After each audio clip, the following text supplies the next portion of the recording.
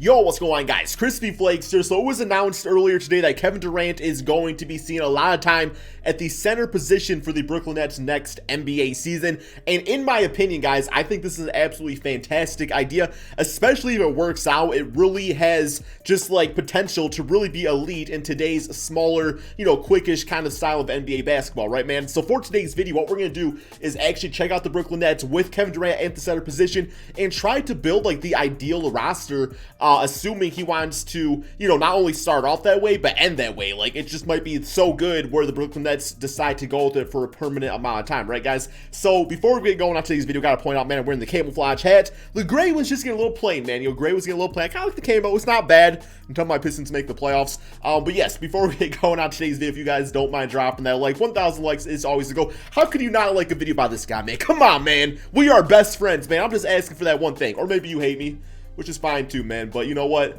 Also, if you don't mind checking out the second channel, Extra Crispy, I did a full reaction to the top 100 ESPN NBA ranked players. Did the top 10 players today.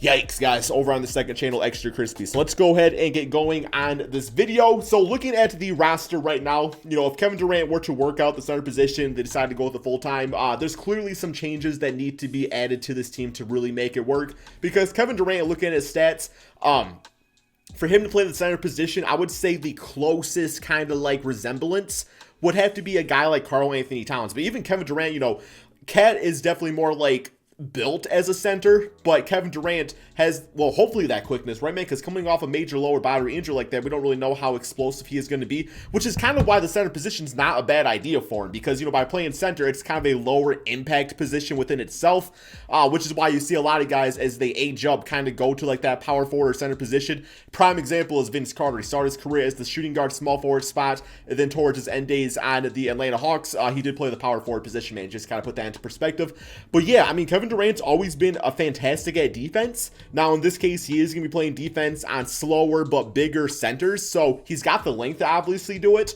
But he's always been a very underrated defensive player, if you ask me, man. So as far as like scoring, I think is where it gets a little interesting, because you don't really want Kevin Durant strictly playing on the inside. Obviously you can post up players and stuff, but what makes Kevin Durant so great is that he's a 7-footer. Says 6'10", I swear he's 7 foot, man. But yeah, 6'10" player that can get a shot up over anybody, right, man? He's got one of the best jump shots in the entire NBA. But I would say, like, just the way you would use him on the court would kind of be equivalent to like a Karl-Anthony Towns, in my opinion. But looking at the rest of the roster, what you kind of have to look at now is that power forward spot, because if you have Kevin Durant, who's like a decent rebounder, he always gets like 6, 7, 8 rebounds per game, which is nice. Not something he probably really focuses on. He's just so good that he just kind of comes naturally. But I do think at the power forward spot, I would want a guy that has the capabilities to play on the inside, but also stretch a little bit too, just a little bit, but also grab some rebounds. So I have a few players in mind that I do want to trade for, because at this point, if they go this route and he's a full-time center or even part-time center, you don't really need Jarrett Allen and DeAndre Jordan on your team. So both those guys, or either one of those guys, I should say, kind of becomes expendable in some sort of trade to really up the roster, right, man? So overall, I am liking the Nets roster this season. But in this case, we're trying to make it the ideal situation. Going to try to get this team that third star that we know they want, and kind of go from there, man. So there's really two players in mind that I was really considering going into this, and that is looking, firstly, is that a word or a number? I guess it is now, man. Firstly, we are looking at the Cavaliers with Kevin Love, who obviously he's been in like trade rumors linked to a lot of different contending teams, one of them being the Brooklyn Nets. He would absolutely be a fantastic fit, at that 4 spot alongside a center, Kevin Durant, just because, well, he can grab rebounds. He's always been a top rebounder in the NBA, going way back, to his Minnesota days. Now he's just kind of like, he's good at rebounding. I don't really know if he's elite, but he's still really good at rebounding nonetheless. I mean, 11 per game, 10 per game, still really nice numbers. Obviously can stretch the floor and play a little bit on the inside. So he's like my option B if we can't get option A to work. Option A is not really a player I've been hearing about in trade rumors, but then again, you really don't know if the NBA, if the right package is offered up, man. And actually, that was the man over on the Pacers being Domantas Sabonis. So Sabonis last season averaged 12 rebounds per game, which I believe was second among forwards. First being Giannis, I believe. You don't quote me on that, but I believe he was around there somewhere. Obviously, with Sabonis, you also get the passing at 5 assists per game. Was an all-star last season, 19 points per game. Defensively, not great. So hopefully Kevin Durant could really up himself playing defense against some of the bigger players and stuff. But regardless, like, Okay, and then as far as like spacing, I mean, this season he shot 53% with Indiana. That was off very few attempts though. And then last year closer to 25. So can't really space the floor, but I still think Sabonis can knock down a three if he's absolutely wide open. So with Sabonis, you do get more of that inside player that I was kind of talking about earlier. With Kevin Love, you get more of a consistent outside shooter, but then you get Kevin Durant still running on the outside, making centers, guarding and stuff like that. Then it'd be fine. Or even Sabonis, they could just have their guard, they could have their centers play defense on Sabonis, and he knows how to score on the inside. So I think it would really open up things for Sabonis being able to play on the inside, but also Kevin Durant playing on the outside, and Sabonis just grabbing rebounds and stuff, man. So that is the guy I am going to try to trade for. He's got a pretty damn friendly contract at 4 years, $75 million. Let's go ahead, guys, and hit up some trades real quick here. Let's do our own trade. Let's do our own trade, see if we can build one that kind of makes sense for both sides. Like I said, the Pacers, I mean, I'm sure Pacers fans are already in the comments saying, no, Crispy, we don't want to trade him, but maybe they want to get like smaller or something like that. I don't really know, because Sabonis, I like Sabonis, but yeah, man.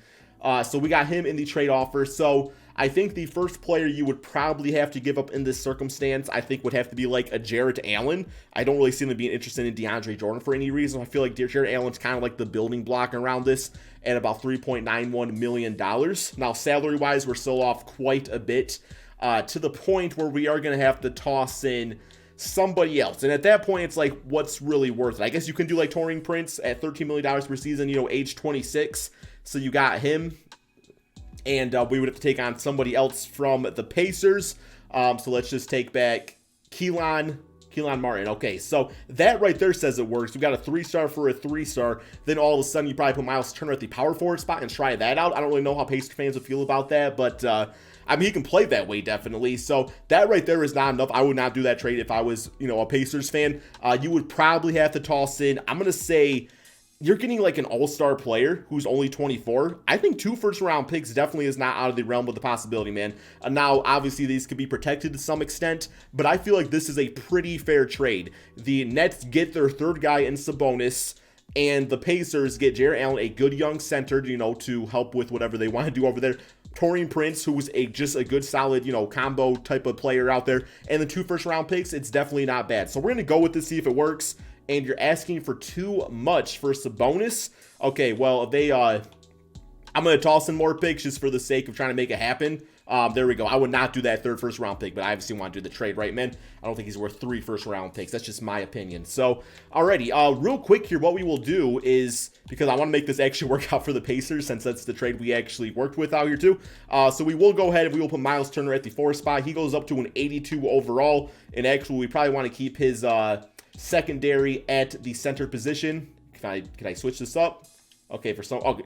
No, here we go. Okay, yeah. One of my subscribers, shout out to you, man, told me you can actually do this. So this is actually really cool. So yeah, we will put, where's he at? Somewhere on this list. I kind of care too much at this point.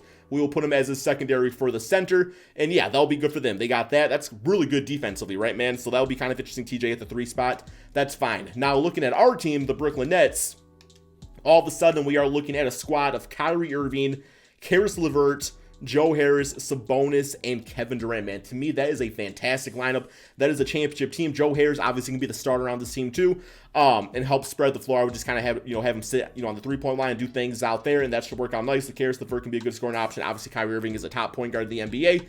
Bench unit, you got Dinwiddie out there with DeAndre, Jeff Green, Timothy, which is I want to go submit to Bruce Brown. This guy's actually a beast, man. You guys are all going to see next season. Like, please believe he is a beast. So yeah, you get a really good just veteran bench right there that's going to play hard. Let's go ahead and work this lineup a little bit more. Let's get Sabonis playing like 34 a game. This is a nice team.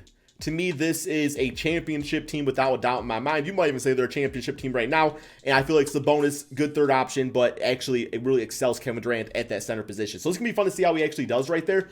Let's go back to our roster, make sure our shooting tendencies are how we want them to be. So we got Kyrie. Let's pull Kyrie back a little bit. I still want Durant taking the most shots on this team, no doubt. Sabonis move him up in the rotation a little bit right here as far as shooting. Dinwiddie will be right there off the bench scoring, so that'll be nice for an 85 for him. And then as far as the 3-point shot goes, I actually want Durant taking more threes, spacing the floor for everybody else, guys like Kyrie or Karis cutting to the basket, so I'm cool with him shooting more threes. Sabonis at a 0. I'm going to put him at like a 15. I don't mind like 1 3-point attempt per game. Like, just keep him respectable out there. You know what I'm saying? So that will be good for him. But all right, guys, let's get going on the simulation of this season, simulate through date. And yeah, guys, just to give you my my quick predictions on the Brooklyn Nets next NBA season, I do think they are going to be an absolutely fantastic team. I think Kyrie Irving and Kevin Durant are going to figure things out. Both of these guys. It's so weird because, you know, Durant's got multiple championships, Kyrie's got a championship, but I still feel like both these guys have something to prove, and they are going to prove it together. And anytime you go into a season with two guys like that are as talented as they are, that have something to prove, it's going to be absolutely fantastic, you know, for your franchise, right, man? So Durant, I feel like he's ready to go. I don't feel like, I don't know, because Durant's never really been like a highly like,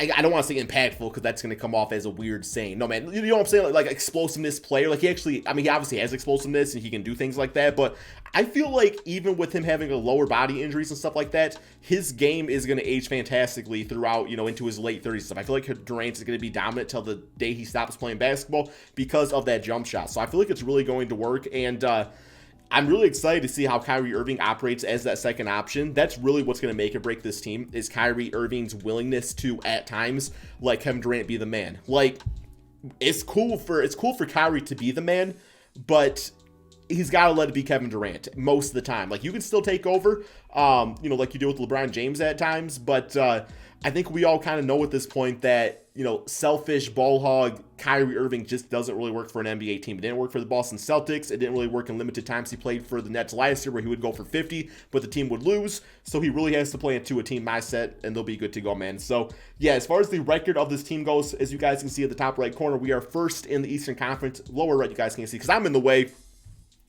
57-24, man. That is fantastic. One more game against the Milwaukee Bucks. Simulate through day fish the W on the season. So we got Luka as MVP, James Wiseman, six-man Ricky. Okay. Steve Nash, Coach of the Year with Dan. Yo, this team's gonna be awesome, man. You all got Steve Nash, Amari Stoudemire, Mike D'Antoni. If, you know, push comes to shove, if the defense is looking weak, I would actually suit up Steve Nash and Amari Stoudemire. That'd be kind of fun to watch them play off the bench.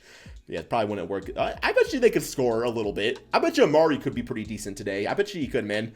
Maybe do something. So, All-NBA first, nothing. All-NBA second, nothing. And All-NBA third, nothing for any of that. Wow, no Kevin Durant.